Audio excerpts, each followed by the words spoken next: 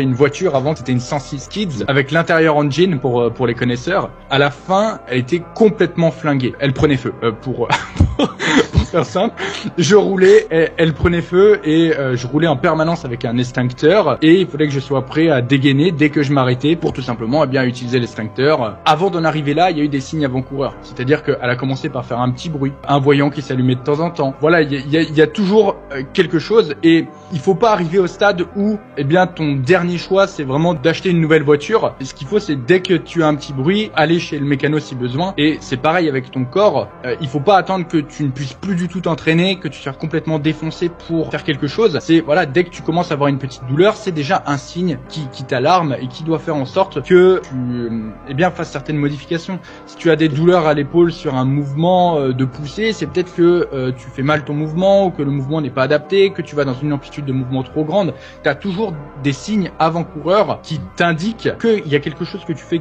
qui ne va pas et que si tu continues à le faire, tu ne vas pas aller très loin. Si tu as une douleur, si tu as une gêne, le meilleur conseil que je pourrais te donner, c'est pense à ma voiture qui prenait feu et n'en arrive pas à ce stade-là.